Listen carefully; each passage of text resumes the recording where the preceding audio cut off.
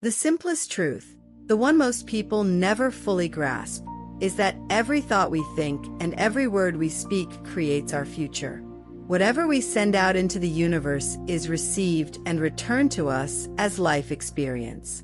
It's a very simple principle, yet most people don't accept it, don't understand it, have never heard of it, or dismiss it as nonsense.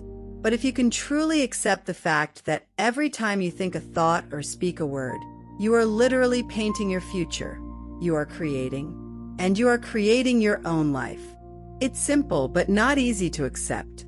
Yet once you do, you can consciously create what you want to see in your life, and you begin to notice what you don't want, and how you yourself contribute to it.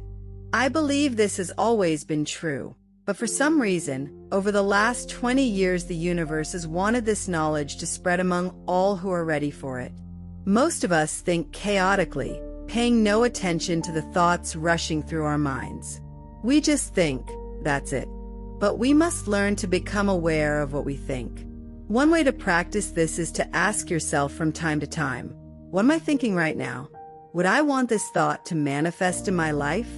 Would I want to experience what this thought promises? It takes time to learn this, but even a small amount of awareness allows us to begin creating change. Many people say, I don't want to live in the past. My childhood was terrible, and I don't want to go back there. It is very important to begin forgiving. Forgiveness is like wiping a chalkboard clean so that something new can enter your life. A helpful affirmation for this inner work is, despite everything I've been through, I love, forgive, and accept myself. I love and approve of myself. Mirror work helps me tremendously, and it works for many others as well. Look into a mirror, directly into your own eyes, and start with something very simple yet incredibly difficult. I love myself. I truly love myself. Most people can't do it at all. It's too painful. They carry a huge load of thoughts telling them, you're not good enough. You don't deserve this. Your makeup looks awful. You forgot to shave. And so on. But once you practice this for a while, something happens. I'm not even sure what exactly, but it's as if you reconnect with your inner child who's been waiting for years for you to acknowledge them. And I've noticed that people who do mirror affirmations progress much faster than those who don't. It pushes you forward. When life calls us, we must answer. People ask me, how did you do all this? How did you manage? I simply answered the calls, read the letters, and responded to whatever was in front of me. Then life gave me more tasks and more. It's quite fascinating. It has been 25 years since I wrote my second book, You Can Heal Your Life. And during that time it alone has sold over 40 million copies worldwide. And yet I always felt like I didn't do anything to promote it. Life did everything. It was as if life picked up the book and said, now it will go to this country. And now to that one. It traveled all over the world. I even have 2 Chinese editions, one in traditional Chinese and one in the new Taiwanese script. You never know what work life will ask of you. And I believe it's very important never to ask life in return. How much money will I get for this? Will I become rich? Then I'll do it. Books won't make you rich, but they will open the world to you. My central thought has always been, how can I help people? How can I help people? When you come from that place, everything becomes easier. Gratitude is a wonderful thing. Simply be grateful for everything. I always say, the universe loves gratitude. The more grateful we are for the good already in our lives, the more good will come. It's like someone giving you a gift and you say, I hate this color, it doesn't suit me. That person won't want to give you gifts again. But if you say, wow, thank you so much. This is wonderful. They may want to give you gifts again and again. The universe works the same way. The universe loves gratitude. For people who say they've tried to change their thinking but feel stuck, I don't believe they tried and got stuck. I believe they simply didn't try. Because even the smallest practice brings change. There is a simple exercise I recommend to everyone, and some say, no, that's so silly. But I ask them to look in the mirror right after waking up, look into their own eyes, say their name, and say, "I love you. I truly love you." Most people find it incredibly difficult to do this. It's hard to begin, but if you don't give up and keep going, the results are truly remarkable. Life loves you. It genuinely loves you. But if you don't love yourself, it becomes very hard for life to give you anything good because you build a wall around yourself. Yet when you learn to love yourself exactly as you are, and you were born with this ability, you were once a tiny baby, and we all adored ourselves. We adored our bodies. We loved every part of ourselves. And then we started listening to other people who told us we weren't that good or that we did something wrong. And we decided that maybe we weren't so wonderful after all. That's when we got lost. But we can return to that moment when we simply adored that little living being. And then life says, "Oh, she did it. She did it. Let's reward her." And your next step is to express gratitude for it. When you are truly grateful, life always gives you more. When I work with people, when I teach workshops, I always try to inspire them to open their arms, to let something new in. Remember, this is the subconscious, and this is where the real you lives. This closed posture says that nothing new can enter. I like to feel that I am always open to receiving new ideas, that I want to learn, want to change, want to grow. Sometimes I don't want to. Sometimes it touches areas I'd rather not change. And those are always the areas that need the most work. For me, enlightenment means letting go of all the beliefs and ideas that do not serve us or that block us from receiving good in life. Letting them go one by one, saying to yourself, "I don't have to believe this anymore," or "Do I want to keep believing this?" And then making a conscious choice. Understanding that every belief we hold is a choice. It may be true for you, but not true for someone else. You have your belief system, someone else has theirs, and I have mine. I always say, what works for you may not work for me. Most of the time, these things have nothing to do with me. Whatever is happening around me, it has nothing to do with me, because I am guided only by my own consciousness.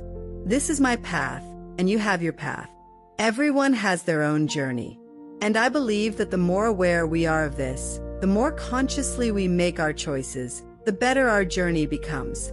Easier, richer, and filled with more blessings. If you are deeply convinced that you don't deserve life's gifts, and many people believe this, then those gifts may be delayed. Sometimes people say, affirmations don't work. I tried them.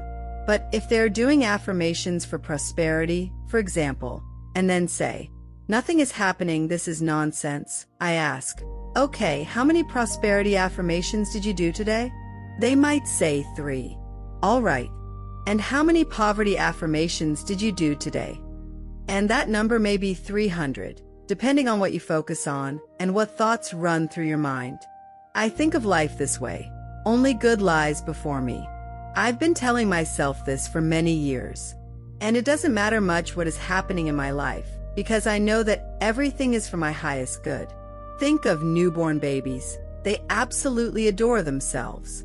They are completely open, full of love, freely express themselves, ask for what they want, love their bodies from head to toe, love every part of themselves, even their own excrement, which they are happy to smear around because no one has yet taught them guilt or shame. They know how wonderful they are. But then at some point we are pushed into believing that we're not good enough, and we start measuring our waistlines with a tape measure to see if we fit into some standard. We read magazines that tell us our height and weight must be exactly this or that to be accepted. We watch TV and are told we must use a certain deodorant to be worthy of approval. But none of this makes any sense. We are divine, magnificent expressions of life, each one of us. When we stood in a circle and looked at one another, every face was a unique expression of God. We were never meant to look alike. Since life first appeared on this planet, there have never been 2 identical snowflakes, and certainly not 2 identical people. Yet we constantly try to be like everyone else so that we will be accepted. But our uniqueness is what makes us extraordinary, and we want to love it, cherish it, and embrace it. If we truly believe in our uniqueness and in the beauty of every living being, then there is no competition and no comparison. There simply cannot be. We are different, and we were created to be different. And that is wonderful. Recently, I attended a Chinese face reading class, and one of the things they discussed was powerful feminine cheekbones. I said to myself, there it is. That's me. I have expressive, strong cheekbones. All my life I thought of them as Polish cheekbones, but now I understand. They are the feature of a woman with inner strength and natural authority. According to Chinese astrology, I am a fire tiger. A tiger on its own symbolizes a powerful personality, and a fire tiger is an even more intensified expression of strength. In ancient China, girls born in the year of the fire tiger were sometimes killed. People feared that once grown, they would become too independent and tell others how to live. Fortunately, I was born in another time, and I can be myself, a fire tiger with confident feminine cheekbones. Now my question to you is this. What did you take away from this video, and how are you going to apply it this week? On which day, at what time, and where will you begin? If you put it in your schedule right now, your chances of success rise from 35% to 91%. And when you share your intention and take responsibility in front of someone else, your chances grow even more. So in the comments, I want to see what resonated with you and what step you will take in the coming days. Create positive affirmations. Every thought and every word is already an affirmation, and it either supports you or weakens you. We are talking about conscious, clear statements that help attract what you desire or release what you no longer need. If you repeat, I don't want this job, I don't want this relationship, I don't want these hips, you only strengthen what you're trying to escape. That is fighting the negative, not moving toward what you want. But if you say, I have a wonderful new job, I have harmonious relationships, you begin shaping the reality you desire. Affirmations are like planting seeds. You don't expect tomatoes or an oak tree to grow instantly. First, the seed opens, sends down roots, receives nourishment, and only then a sprout appears. Many people give up too early. Is this my million? They say when they see a tiny sprout. But the sprout needs time. Repeating affirmations is watering the seed. Do them again and again, whether you see results or not.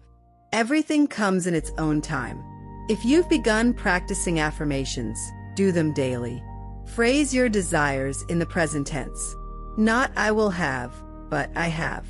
If you say, I have a beautiful new apartment, even while living in terrible conditions, it is not a lie. It is a seed that is still growing.